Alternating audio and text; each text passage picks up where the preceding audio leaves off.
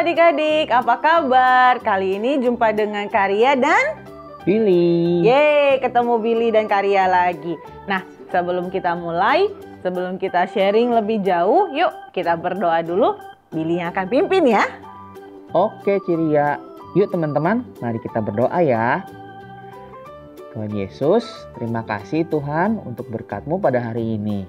Tuhan, sebentar kami mau mendengarkan firman yang akan dibagikan oleh Karya dan juga oleh Billy. Kiranya Tuhan berikan teman-teman hati yang mau dengar-dengaran ya Tuhan. Kami siap terima firman Tuhan hanya di dalam nama Tuhan Yesus. Haleluya. Amin. Amin. Nah, Billy, Karya mau tanya dong. Billy pernah main panahan nggak? Nggak mesti panahan asli sih. Panahan mainan juga boleh. Tapi pernah nggak? Pernah Kak. Dulu pernah dibeliin oleh papa mama. Oke. Nah, mainan panahan itu mainnya buat apa sih? Mainnya kayak gimana sih? Mainnya kalau namanya panahan pasti untuk ini ya Kak, diarahkan ke satu target ya Kak, ke tujuan. Betul sekali. Nah, adik-adik, hari ini kita mau cerita tentang anak panah. Sebelum Karya cerita lebih panjang, kita buka dulu yuk ayatnya. Yuk, Billy kita buka ya. Karya Oke, buka Kak. di Mazmur 127 ayatnya yang keempat. Sudah diambil belum Alkitabnya? Ayo, Billy sudah ambil hafal Alkitabnya, ya teman-teman. nanti ya. Yuk, kita buka di Mazmur 127 ayatnya yang keempat. Karya bacain ya. Seperti anak-anak panah di tangan pahlawan, demikianlah anak-anak pada masa muda. Sekali lagi, Billy bisa bacain? Bisa dong Kak. Ayo coba dibacain. Mazmur 127 ayat yang keempat.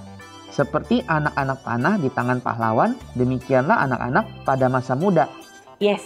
Nah, ini mau bahas tentang anak panah nih. Di sini disebutkan bahwa anak-anak pada masa muda. Ini seperti adik-adik yang ada di rumah dan juga Billy. Anak-anak pada masa muda. Dan kalian semua diibaratkan seperti anak panah. Nah, iya. Billy tahu nggak sih anak panah itu seperti apa bentuknya dan harus kayak apa? Anak panah yang pertama pasti harus tajam ya Kak. Betul sekali. Anak panah itu harus tajam. Kenapa harus tajam? Karena kalau nggak tajam nanti pasti tembakan ke sasarannya mental dong Kak, nggak nancep. Betul sekali. Anak panah itu harus tajam. Jadi kalau untuk supaya bisa tajam itu harus diasah. Kalau diasah itu kan ada gesek ya, gesekan antara benda yang keras batu untuk mengasah ke anak panahnya, gitu ya. Dan itu pasti nggak enak, bener nggak? Pernah lihat nggak orang sedang ngasah pisau? Pasti sih Kak. Nah, betul sekali. Jadi supaya dia tajam, pasti akan ada gesekan. Buat adik-adik, kalau misalnya ada gesekan atau konflik atau hal-hal yang tidak menyenangkan buat adik-adik, itu bagus karena itu akan mengasah adik-adik supaya jadi tajam, jadi makin peka sama firman Tuhan.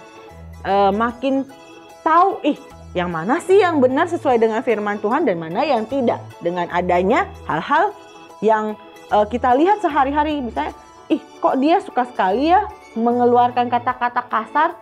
Firman Tuhan kan nggak seperti itu. Nah, makin hari kita makin ke arah tujuan kita, tajam ke arah tujuan kita, yaitu sesuai dengan firman Tuhan hidupnya. Benar. Yang pertama harus tajam supaya hidup kita menuju kepada sasaran kita, yaitu hidup sesuai firman Tuhan. Pintar Billy. Lalu apa lagi Billy? Anak panah itu harus kayak apa lagi?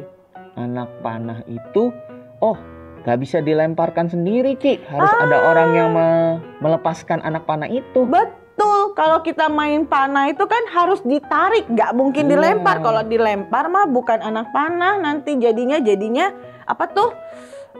Lupa. Lembing dong Kak. Oh iya, betul sekali. Atau yang biasa kita lempar begitu terus nempel di ini sasarannya yang bulat itu. Karya lupa nama mainannya apa.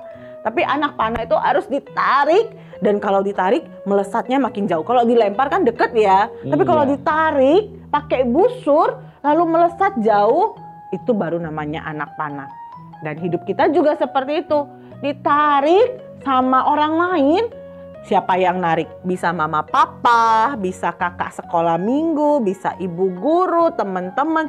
Menarik hidup kita, kayaknya nggak enak ditarik-tarik, sakit. Tapi itu akan membuat kita meluncur dengan cepat.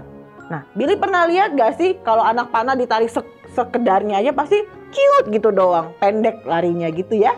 Tapi kalau ditarik yang jauh pasti meluncur dengan cepat dan sampai ke sasaran jauh sekali letaknya.